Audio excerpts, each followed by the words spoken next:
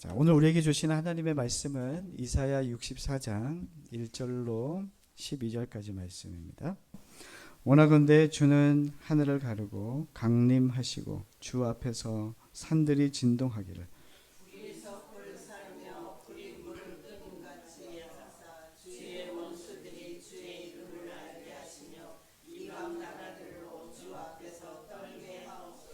주께서 강림하사 우리가 생각하지 못한 두려운 일을 행하시던 그때에 산들이 주 앞에서 진동하였사오니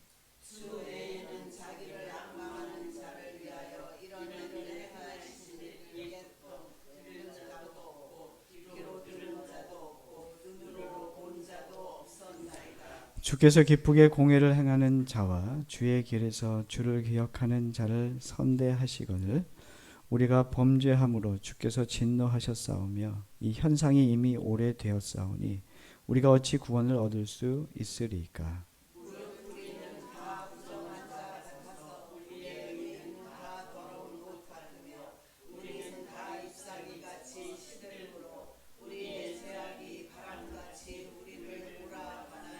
주의 이름을 부르는 자가 없으며 스스로 분발하여 주를 붙잡는 자가 없사오니 이는 주께서 우리에게 얼굴을 숨기시며 우리의 죄악으로 말미암아 우리가 소멸되게 하였음이니이다.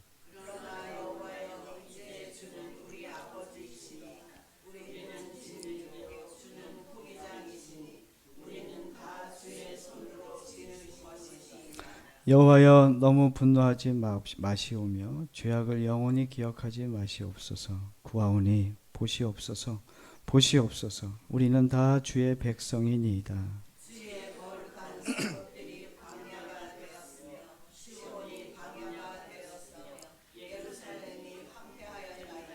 우리 조상들이 주를 찬송하던 우리의 거룩하고 아름다운 성전이 불에 탔으며 우리가 즐거워하던 곳이 다 황폐하였나이다.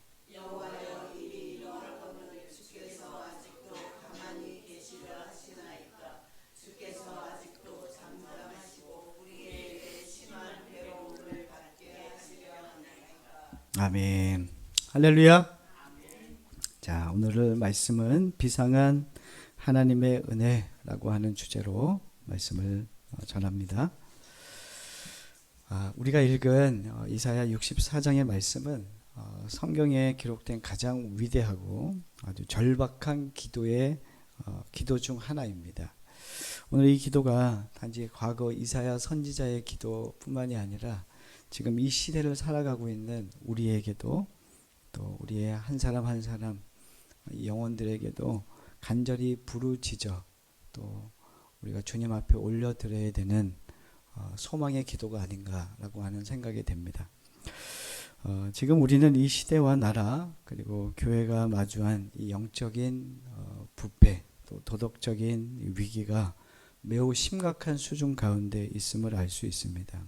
그러나 정작 우리에게 가장 큰 문제가 뭐냐면 이런 시대를 살아가고 있는 이 사태에 대해서 심각성을 깨닫지 못하는 모습이 우리에게 있다는 것이죠. 이것이 큰 문제라는 것입니다.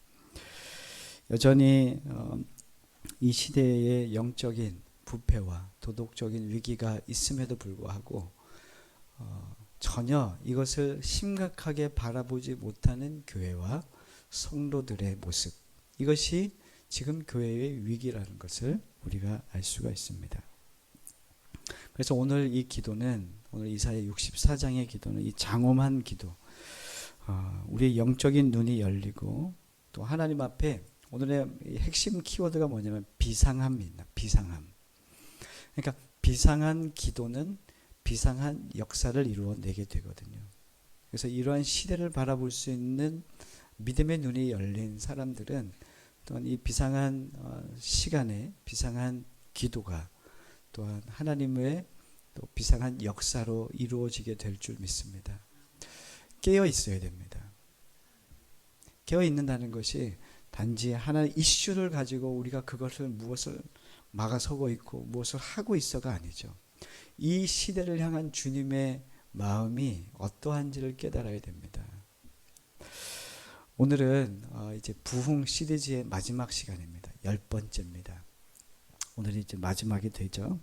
제가 이제까지 부흥에 대해서 쭉 얘기하면서 부흥의 스킬을 말씀드린 적은 한 번도 없습니다. 부흥의 스킬이 없어요. 숫자적인 부흥을 위해서 이렇게 하자는 내용도 전혀 없었습니다. 부흥은 누가 주시는 겁니까? 하나님이 베푸시는 겁니다. 우리가 잘했기 때문에 하나님은 부흥을 베푸시는 것도 아닙니다. 숫자적인 부흥이 우리에게 있다 한들 그것은 부흥의 결과는 될 수 있지만 부흥의 어떤 내용이 될 수는 없습니다. 하나님께서 우리에게 부흥을 주시고 싶어 하십니다. 근데 이 부흥을 기대하는 우리 인간들, 또 부흥을 기대하는 교회의 모습들이 여전히 부패하여 하나님을 바르게 바라보지 못하고 있습니다. 자, 오늘 말씀 보면 이 64장에 보면 부흥을 위한 기도라고 할 수 있거든요. 이 부흥을 위한 기도에 우리가 1절부터 12절까지 함께 보았는데 이 내용을 우리가 좀 네 단락으로 함께 좀 살펴보고 또 우리가 말씀을 좀 나누었으면 좋겠습니다. 먼저는 1단락인데요. 1절과 2절이에요. 읽진 않겠습니다. 1절과 2절은 하나님께서 오시고 강림해 달라고 하는 그 간절함, 고대함이 있는 내용이에요. 이사야는 하나님께서 하늘을 가르고 이 땅에 직접 임재해 주시기를 기도하고 있습니다. 그래서 이런 표현을 쓰죠.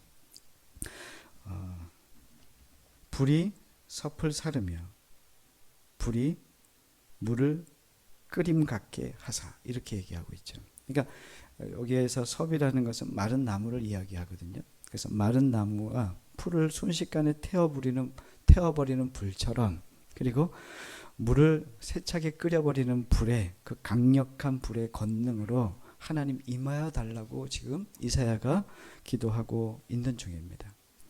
다시 말하면 뭐냐면 하나님, 인간의 힘으로는 안 됩니다.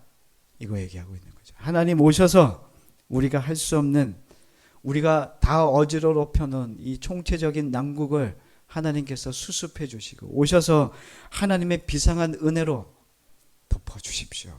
이렇게 간구하고 있는 중입니다. 자, 두 번째 3절과 4절은 하나님께서 과거에 행하신 일들에 대해서 지금 기억하고 있는 거죠. 이사야는 이스라엘 역사 속에서 하나님께서 행하셨던 놀라운 구원의 일들을 회상하고 있는데 그것이 뭐냐면 시내산에서 있었던 어떤 하나님의 부흥의 그 충만한 은혜를 기억하고 있습니다. 시내산에 올라간 그 모세는 어땠습니까? 아주 충만한 은혜가 있었잖아요. 그 이사야는 지금 그때를 소환하고 있는 거예요.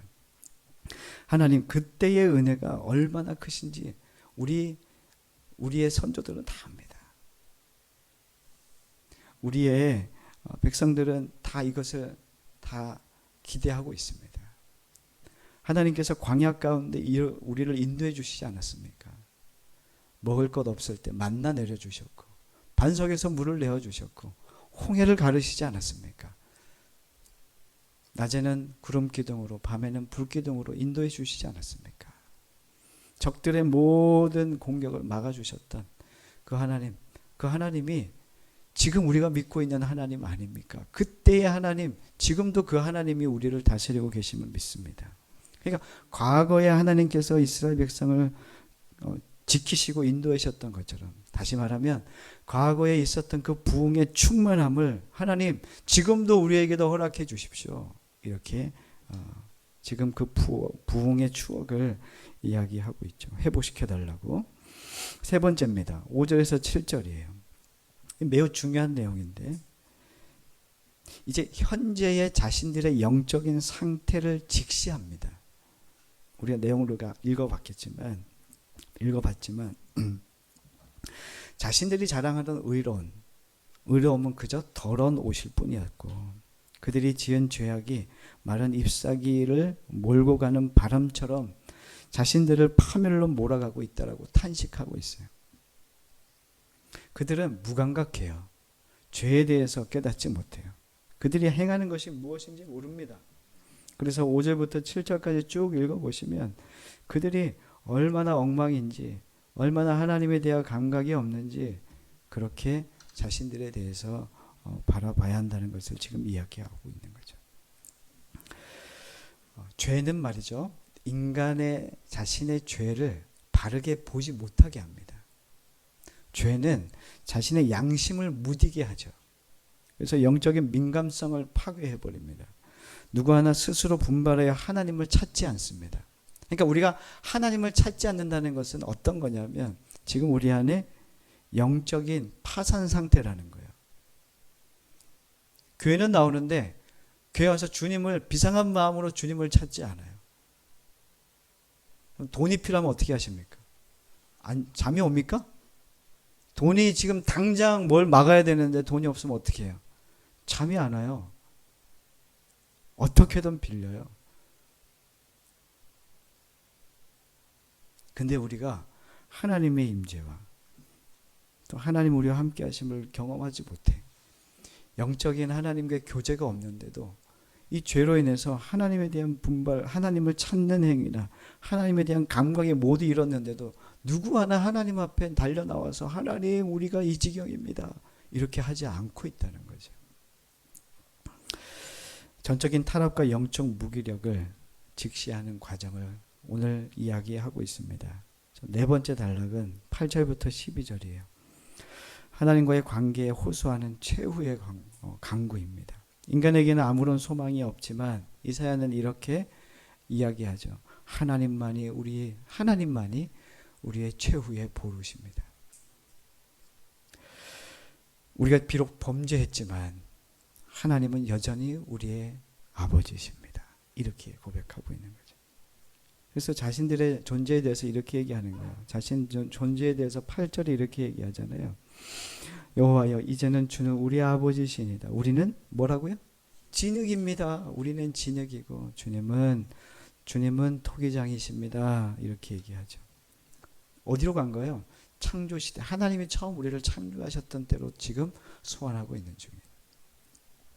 폐허가 된 성읍들과 불타버린 성전을 기억해 달라고 이사야는 간청하면서 창조주 하나님, 그 긍휼과 자비의 모든 것을 하나님께 맡기고 있습니다. 이것이 마지막 우리가 할 수 있는 유일한 간구입니다. 이렇게 얘기하는 거죠. 이것이 지금 무엇을 이야기하는 거냐면 부흥을 이야기하는 거예요. 하나님, 우리에게 다시금 부흥을 허락해 주십시오. 우리는 교회 올해 표가 뭐죠? 살아 움직이는 교회입니다. 살아 움직이는 교회가 사실은 부흥이에요. 내가 하나님에 대하여 살아있고 죄에 대하여 죽는 것이 부흥입니다. 꼭 우리는 부흥하면 뭔가 사람이 늘어나고 교회가 커지고 하는 것을 우리는 부흥이라고 얘기하지만 우리 그것을 탈피해야 돼. 이사야가 깨달은 유일한 돌파구는 하나님 없는 것에 대한 두려움이에요. 그래서 지금 이사야는 작정을 하고 뭘 하고 있냐면 비상한 기도를 드리고 있는 중이에요. 비상한 기도의 반대말은 여상한 기도예요. 늘 해오던 기도, 평범하고 느긋한 기도 있잖아요. 이게 여상한 기도란 말이에요. 근데 이 여상한 기도의 반대말은 비상함이거든요. 근데 비상하다는 것은 이 시대를 바르게 볼 수 있는 믿음의 눈이 있는 자만이 비상한 기도를 하게 된다는 거죠. 하나님 앞에 비상한 기도를 드릴 때 하나님께서 비상한 섭리로 개입하신다고 성경은 이야기합니다. 우리는 부흥을 오해하죠. 사실은 숫자가 늘어나면 부흥이라고 얘기한다면 사실은 우리 지금 충주 가운데 충주에 부흥하고 있는 교회가 있어요. 어떤 교회인지 아십니까? 네? 네? 우리는 교회 지금 몇 명이 빠진지 몰라. 아니고 신천지 교회예요. 신천지 교회는 지금 20만이 넘어가고 있어요. 자, 신천지가 지금 어떻게 되어가고 있냐면 처음에는 14만 4천에 드냐 마냐 뭐 이런 이야기 했었잖아요. 근데 이제 그 시간이 뭐 이미 14만 4천은 이미 지났어요. 근데 지금 뭐 여기에서 최근에 작년이죠. 20만 어떤 그런 뭐 집회를 크게 열었잖아요. 그러니까 전문가들은 지금 20에서 30만 정도 된다고 보는 거예요. 신천지는 계속 부흥하고 있어요. 숫자적인 부흥이 계속 늘어나고 있어요. 한국교회 그 뭐 충주만 봐도 충주의 어떤 숫자가 확 늘어나는 교회를 볼 수가 없어요. 그러면은 지금 가장 부흥하는 곳은 어디예요? 이단 단체잖아요. 그럼 거기에 부흥이 임하는 거죠. 우리가 눈으로 보이는 숫자가 늘어나는 것으로 본다면 지금 부흥은 어디에 있는 거예요? 신천지에 있는 거죠. 이게 진짜 부흥입니까? 아니죠. 우리는 이단이 막 커지는 걸 보고 와 저기 부흥이 임했다 이렇게 얘기하지 않습니다. 오늘 아침에도 우리 교회 앞에다가 저기 어디 구원파가 또 찌라시를 뿌리고 갔잖아요. 계속 갖다 놔요. 저를 우습게 보는 것 같아요. 부흥이란 무엇이냐면 숫자가 늘어나는 게 아니라 부흥이란 하나님이 우리의 하나님이 되시는 거예요. 그리고 인간은 인간이 되는 겁니다. 피조물로 존재하는 거죠. 이게 부흥이에요. 아십니까? 이때 어떤 일이 벌어지냐면 피조물이 자신의 자리를 찾고 무너진 창조 질서가 회복되는 것은 하나님의 역사가 시작된다는 거예요. 근데 죄인된 인간들은 그 하나님의 주인된 자리에 자신이 계속 가 있단 말이에요. 그러다 보니까 하나님의 역사를 보지 못하는 거예요. 왜요? 하나님 자리에서 하나님을 계속 끌어내리고 있잖아요. 그러면 하나님의 창조주 하나님의 섭리가 이루어져야 그 시간에 지금 비상한 시대를 보고 있는데, 근데 이 비상한 시대에 인간들은 자신들이 피조물의 자리에 있지 않고 순종의 자리에 있지 않고 통치를 받는 자리에 있지 않고 자신이 통치하려고 그러고 주인의 자리에 앉으려고 그러고 자신이 뭔가 이루려고 하는 그 왕의 자리에 앉아 있는 것이죠. 부흥은 하나님이 하나님 자리에 앉아 있고 인간은 인간의 피조물 자리에 앉아 있는 게 부흥입니다. 부흥은 이렇게 시작됩니다. 그래서 오늘 세 번째 단락이었던 5절에서 7절 말씀, 이 시대를 범죄한 이 시대의 모습, 무감각한 이 지금 영적인 어두운 시대 가운데 있는 이 교회를 향해서 우리에게 말씀하시는 거예요. 영적인 눈이 열려야 돼요. 주님을 바라기 보지 못하면 우리는 죽습니다.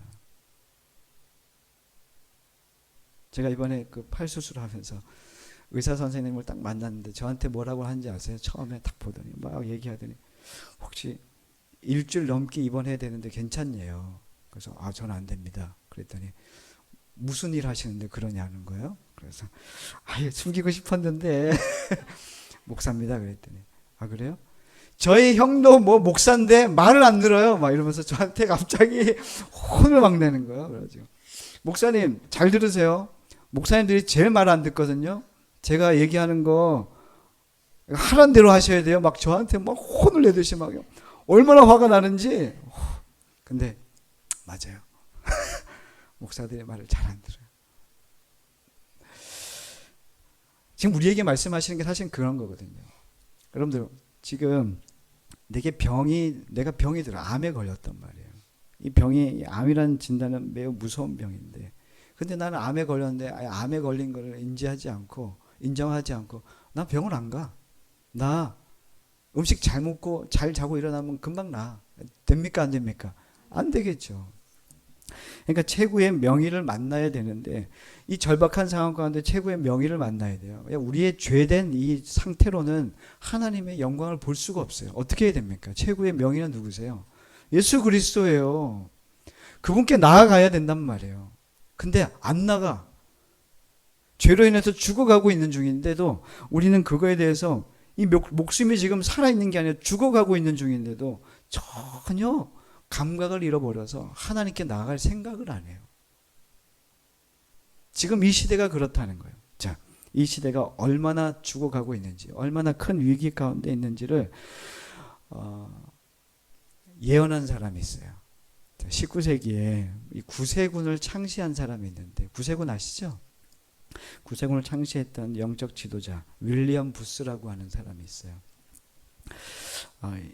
이분이 이제 100년 뒤에, 그러니까 19세기였으니까 20세기에 이 시대가 어떻게 될 건지에 대한 예언을 한 것이 있는데 지금의 모습과 아주 닮아 있습니다. 이렇게 얘기했습니다. 앞으로 다가올 시대에는 성령 없는 종교, 그리스도 없는 기독교, 회개 없는 용서, 거듭남 없는 구원, 하나님 없는 정치, 지옥 없는 천국이 선포될 것이다. 이게 교회 안에 일어날 모습이라는 거죠. 다시 말하면 이런 거죠. 오늘날의 이 영적인 파산 상태에 있는 한국교회, 온 열방에 있는 교회들의 모습이 성령의 권능을 잃어버렸다는 거예요. 악한 영들의 공격에 속수무책으로 당하고 있다는 거죠. 또 예수 그리스도가 주인의 자리에 있어야 되는데 주님이 주인의 자리에 있지 않고 뭐가 있냐면 프로그램 중심인 교회들이 계속 일어나고 있다는 거죠. 예수는 없어요. 주인공인 예수는 없고 프로그램만 남아있다는 거죠. 삶에 돌이킴 없는 값싼 은혜, 회개가 없어요. 회개가 없어요. 그냥 사랑으로 다 안아. 여러분 사랑 안에는 말이죠. 회개가 있어야 돼요. 회개 없는 구원은 없어요. 하나님 우리를 사랑하시지만 그 사랑을 받은 자는 반드시 회개에 그 자신이 죽은 그 십자가에 자신이 죽었음을 고백하고 회개하고 돌이켜야 돼요. 돌이킴 없는 구원은 없습니다. 너무나도 값싼 구원이 주어지고 있다는 한국 이 시대의 교회들을 향해서 이야기하는 거죠. 입술로만 고백하면 구원받는다고 착각하는 이들이 많아졌습니다. 입으로 시인하여 구원에 이른다고 했으니까 입으로 시인해. 말만 해. 여러분 구원하면 입술로 고백하면 구원받습니까? 아니요. 마음으로 믿습니다. 마음으로 믿어 입술로 고백하는 겁니다. 심판이 없는 천국 복음. 다 천국 갑니까? 아니요. 심판이 반드시 있다는 거예요. 지옥이 있습니다. 예수 믿지 않으면 지옥 갑니다. 근데 계속 사탄 발린 말로 당신은 하나님 사랑하십니다. 오늘 교회 와주셔서 감사해요. 복됩니다. 아이고 교회 안 나오면 어쩔 뻔했어요. 그냥 이런 어떤 사람을 어르고 달래는 것으로 교회가 되어진다면 그 교회는 어떻게 되겠습니까? 지금의 온 열방에 있는 교회들의 모습, 이 기독교의 모습이 아닌가 생각이 되죠. 교회 내부의 타락은 이제 교회 외부로의 타락으로 이어졌단 말이죠. 자, 자본주의 사회입니다. 돈이 최고입니다. 오늘도 뭐 뉴스를 보니까 SK 하이닉스가 참 아주 좋아요. 돈이 전부인 시대입니다. 지위가 전부인 시대입니다. 근데 여러분들 세상에 지위 있고 세상에서의 지위와 높은 자리가 있는 사람은 교회에서도 똑같은 높은 자리의 지위를 가진 사람으로 취급을 받습니다. 맞습니까? 이게 교회의 모습입니다. 교회는 계급이 없어져야 되는데 여전히 교회 안에 계급이 있습니다. 저 사람은 부자, 저 사람은 가난해. 이렇게 여전히 나와져 있죠. 초대교회의 모습은 그렇지 않았습니다. 자신이 가진 어떤 지위를 자랑하지도 않았고 자신이 가진 돈을 자랑해서 자신의 권위를 높이려고 하지도 않았습니다. 하나님의 은혜를 받은 자는 더 낮은 자리로 나아갔습니다. 자신들에게 있던 것을 거저 사도의 발 앞에 내려놓을 수 있었던 그런 믿음의 담대함이 있었던 사람들이었죠. 그래서 나에게 어떤 권능도 없습니다. 우리는 한 형제입니다. 아델포스 이렇게 얘기하지 않았습니까? 이게 아름다운 교회의 모습이었죠. 근데 교회가 그렇게 되어가고 있습니다. 이렇게 된 것은 목회자의 문제도 있습니다. 목회자가 요즘에는 교회의 가장 큰 문제가 교회 세습 아닙니까? 교회 세습은 문제입니까? 문제가 아닙니까? 왜 문제입니까? 작은 교회 목사님 세습하면 문제입니까? 아닙니까? 그건 문제 아니고 큰 교회 목사님 세습하면 문제라고 얘기하는. 근데 교회론이 중요한 것입니다. 그래서 교회론이 뭐냐면 이 교회 세습을 가지고 교회론을 얘기할 때 가장 중요한 게 뭐냐면 교회의 주인은 누굽니까? 하나님이시죠. 이 교회는 주님의 것이라는 것이죠. 그래서 목사가 내 자녀에게 교회를 세습하고 난 내 자녀에게 교회를 줄 거야 라고 하는 것은 죄죠. 하나님을 주인으로 섬기지 않았던 목회자의 모습 아닙니까? 그래서 교회 세습은 죄입니다.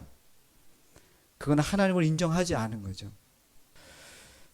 그래서 한국 교회 안에 그렇게 교회를 건축하고 교회를 불려놓고 그렇게 건물만 으리으리하게 만들어 놓고 지금 많은 교회들이 어디로 넘어간지 아십니까? 이단에 많이 매각됐습니다. 교회가 무너지자 사회적 방어선도 함께 무너졌고 동성애의 확산, 또 자연재해, 또 전쟁이 계속되어지고 있다는 것을 보게 되고, 그리고 윤리적인 타락에 이르게 됩니다. 우리 한국만 봐도 지금 음주 문화가 엄청나죠. 요즘에는 그 최근에 이제 TV 프로그램에 술 마시는 프로그램들은 너무 자연스럽게 나와요. 그렇지 않습니까? 옛날엔 그렇지 않았거든요. 요즘에 담배는 이렇게 모자이크 처리하지만 술은 이제는 기호식품이 됐어요. 음료수 같아요. 그래서 아이들은 믿음의 길을 걷는 친구들도 술 먹는 거에 대해서 거리낌이 없어요. 뭐 술 먹는데 뭐 어때서 괜찮아? 뭐 이렇게 하는 거죠. 음주 문화, 마약도 이제는 한국 사회에 엄청나게 팽배해져 있습니다. 중요한 것은 뭐냐면 이전에는 젊은 세대까지 그러지 않은데 이제는 젊은 세대, 이제 학생회까지 이 모습들이 일어나게 되죠. SNS를 통해서 이제 아주 어둠의 경로들이 많이 생겨나기 시작한 모습들을 보게 됩니다. 또 한국 사회에 또 뭐가 많이 생겼냐면 무속인들이 급증했어요. 무속인들. 2000년대 초반에는 무속인들이, 제가 통계를 찾아봤어요. 일부러 20만 명이었어요. 2000년대 초반에. 근데 최근에 이제 2020년도, 2025년도 사이에 무속인들이 확 늘었어요. 40만 명, 최대는 80만 명까지 본다는 거예요. 역술인까지 보면은 역술인을 포함하면은 한 100만 명 정도 된다고 얘기합니다. 엄청 많아졌죠. 그러니까 엄청 많은 숫자들이 지금 더 늘어나게 된 거죠. 근데 중요한 것은 뭐냐면 이 팬데믹 이후에는 예전에는 막 40대, 50대, 60대들이 이 무속인들이 많았는데 요즘에는 MZ 무속인들이 많아졌대요. MZ 무속인들. 아주 대거 이 무속인들이 MZ들이 많아지면서 분위기가 좀 많이 바뀌었대요. 이제는 이 무속이 어떻게 받아들이냐면 트렌디한, 지금의 이런 뭐 우리 요즘에 MBTI 하고 막 이런 뭐 성격 검사 같은 거 하잖아요. 그런 것처럼 우리 가서 점 보고 하는 게 그런 거라고 이제 얘기해요. 야, 너 한 번도 점 안 봐봤어? 야, 너 좀 뒤처지네. 막 이렇게 본다니까요. 그러니까 이런 시대가 되었다는 거죠. 그러니까 MBTI 뭐 심리 상담하고 점하고 비슷해요. 집사님 그런 시대입니다. 집사님 막 뭐 심리 상담하고 막 그 미술 치료하고 그러잖아요. 무속인들도 똑같은 유의 나는 길을 걷고 있다고 생각하면서 세상에 그렇게 얘기해요. 이런 시대에 있습니다. 젊은 세대들은 더 이상 교회를 궁금하지 않습니다. 교회가 궁금해지지 않습니다. 우리 아이들 학교에서 교회 가자고 얘기 못 합니다. 고사님 학교 다닐 때 그렇게 안 그랬잖아요. 저희 때 학교 다닐 때 친구들 다 교회 데리고 가고 그랬어요. 교회 가자. 그러면 애들이 막 우르르 가자. 뭐 준대? 초코파이? 좋아. 다 갔단 말이야. 이젠 초코파이 준다 그러면 그럽니다. 그리고 학교에서 종교적인 어떤 그런 권유를 할 수 없어요. 선생님도 그거 못하고 아이들도 못하고. 저희 딸이 와서 아빠 그런데 나 교회 가자는 얘기 안 했는데 나 교회 간다고는 얘기는 했어. 막 그러면서 이제 뭐 이렇게 막 전도를 뭐 하면서 우리 몇 명 이렇게 오는 걸 봤어요. 그러니까 뭐 이제 그런 모습들이 있는 거죠. 이 시대가 암흑기입니다. 암흑기. 제가 오늘 여러분들에게 말하고 싶은 것은 이 성경을 통해서 성경이 우리에게 가르치고 있는 건 뭐냐면 지금 이 말세의 징조를 본다는 거예요. 여러분들 부흥이 필요합니까? 필요하지 않습니까? 필요하죠. 근데 우리는 중요한 건 뭐냐면 부흥은 다 필요로 하고 부흥이 있어야 된다고 얘기하는데 우리는 여상한 상태란 말이에요. 늘 그럭저럭 뭐 기도하면 되고 안 해도 되고 뭐 이런 상태인 거죠. 비상한 마음으로 하나님 앞에 기도하는 성도가 있냐? 그런 비상한 마음으로 이 시대의 아픔을 바라보면서 기도하는 교회가 있냐 이 말이죠.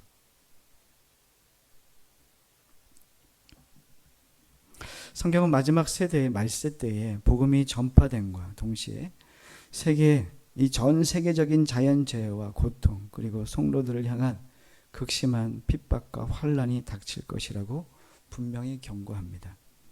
이 거대한 영적 파도를 이겨내기 위해 우리에게 필요한 것은 오직 성령을 비상한 부으심과 또는 능력입니다. 그것은 부흥이라고 얘기하죠. 그것은 진정한 부흥밖에 없다. 이 시대에 하나님의 부흥이 임해야 됨을 믿습니다. 하나님의 역사 속에서 부흥은 언제나 거저 주어지지 않습니다. 부흥은 온전히 하나님의 주권적인 역사이지만 역사상 기도하지 않는 곳에 부흥이 임한 적은 없습니다. 우리 코로나 때 한번 미국 어디 지역의 학교에서 부흥이 시작됐던 모습이에요. 지금 근데 그쪽만 있는 게 아니라요. 지금 세계 곳곳에 지금 캠퍼스에서 지금 기도 운동이 시작되고 있는 것을 많이 이야기합니다. 그래서 한국에 지금 G2G라고 하는 지금 부흥 운동을 하고 있는 어떤 그런 단체가 있어요. 기독교 연합입니다. 선교 단체와 모든 연합을 하고 있는데 지금 어디를 지금 겨냥하고 있냐면 지금 한국 지금 하고 있는 거예요. 한국 지금 기독교 단체들이 하고 있는 선교 단체들이 캠퍼스에 지금 들어갑니다. 캠퍼스에 지금 동아리 다 무너졌습니다. 남아있는 동아리가 몇 개, CCC 뭐 몇 개 없어요. 다 없어졌어요, 진짜. 그런데 더 많아진 건 뭐냐면 이단 단체들은 많이 많아졌습니다. 이단 단체들이 그냥 우리 이단이요 들어가지 않거든요. 뭐 하냐면 다 다른 모습으로 가요. 뭐 심리 상담 해준다 그러고 뭐 한다 그러고 그리고 거기 안에서 다 포섭 활동하는 거예요. 근데 기독교 단체는 모두 없어졌습니다. 그래서 지금 캠퍼스 사역을 계속 기도 운동을 하기 시작합니다. 고등학교 가서 기도 운동을 시작하게 되죠. 기도하지 않는 곳에서 부흥이 임한 적은 한 번도 없었습니다. 소수의 무리일지라도 기도하는 자들이 모여서 하나님 앞에 부르짖고 비상한 기도를 올려드렸던 그곳에서 하나님의 부흥이 시작됐다는 거예요. 부흥은 하나님이 주권적으로 임하세요. 그러나 우리가 할 수 있는 것은 부흥이 우리가 했기 때문에 부흥이 임한 게 아니에요. 우리는 그저 비상한 마음으로 하나님 이 시대를 향한 하나님의 마음을 알아서 기도해야 되는 거예요. 우리 안에 지금 그런 뜨거움이 없다는 거죠. 하나님께서 오순절 마가 다락방 120문도가 하나님의 성령을 기대했어요. 기도하기를 힘썼대요. 그때 성령이 임하게 되는 것을 보게 됩니다. 한국 역사에 보면은 1903년에 원산에서 부흥운동이 시작됐습니다.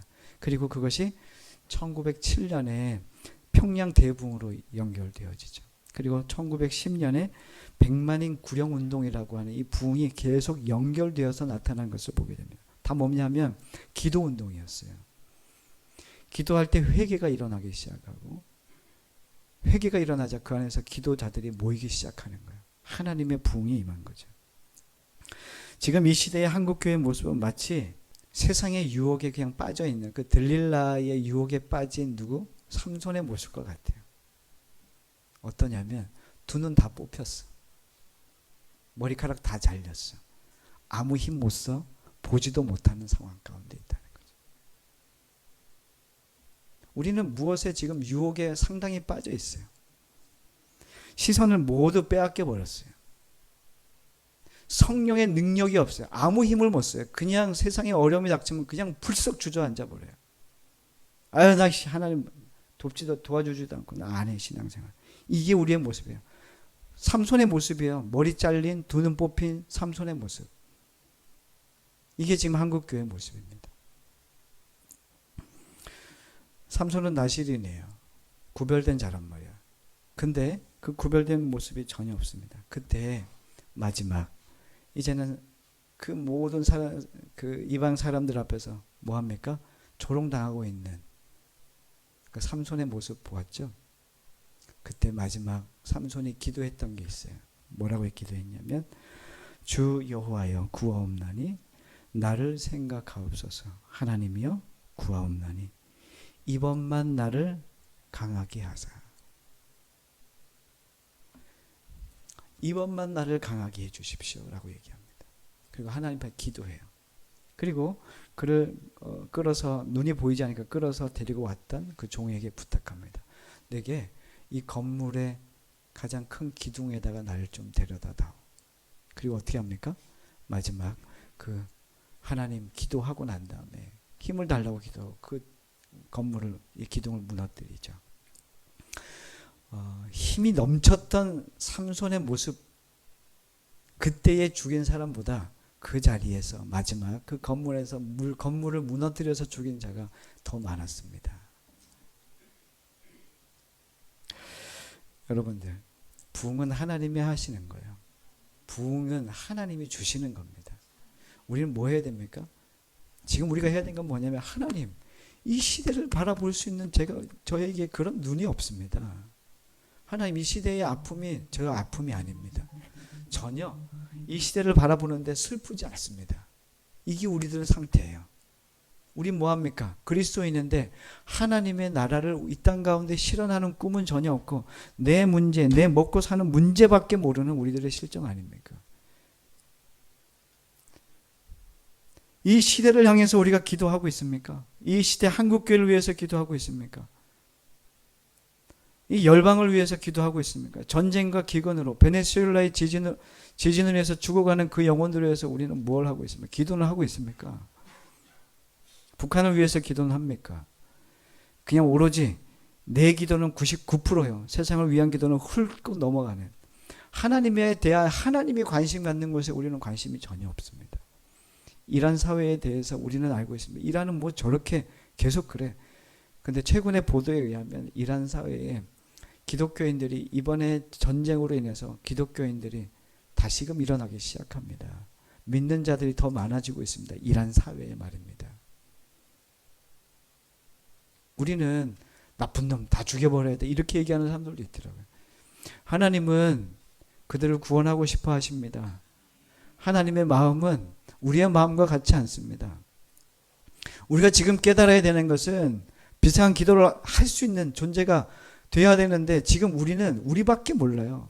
그래서 우리를 기도해야 됩니다. 하나님, 우리는 왜 우리밖에 모릅니까? 하나님, 우리의 죄에서 우리의 죄에 대하여, 이 열방에 대한 죄에 대하여 우리가 깨닫기를 원합니다. 하나님, 우리에게 가난한 마음을 허락해 주십시오. 하나님, 조금 더 우리 하나님 마음을 알려고 하지 않습니다. 나밖에 모릅니다. 이런 우리들의 모습을 회개해야 됩니다. 적당한 기도로는 하나님 부흥이 임하지 않아요. 비상한 기도예요. 그때 하나님 비상한 은혜를 우리에게 허락해 주실 거예요. 하나님의 부흥이 임한다는 겁니다. 우리는 단지 이 시대를 향해서 하나님의 마음을 깨닫기를 위해서 기도해야 됩니다. 그 적은 무리 한 사람이라도 두 사람이라도 그런 마음을 가진 자를 통해서 하나님의 부흥이 임합니다. 여러분들은 비상한 마음이 있으십니까? 우리 교회는 비상한 마음으로 기도하고 있습니까? 기도의 자리에 있다고 그게 기도입니까? 그렇지 않지 않습니까? 우리 정말 하나님 앞에 회개해야 됩니다. 형식만 갖추지 말고 경건의 능력을 하나님 우리 가운데 허락해 주십시오. 기도해야 됩니다. 그렇게 우리가 올해 남은 이 시간들을 그렇게 주님 앞에 기도로 나아갔으면 좋겠어요. 그때 하나님의 부흥을 우리가 보게 될 줄 믿습니다. 먼저 하나님께서 우리를 부흥시키시고 우리를 새롭게 하실 것을 기대했으면 좋겠고, 우리 죄악된 모든 것들이 주님 앞에 낱낱이 드러나고 하나님 우리 가운데 영광을 보여주십시오.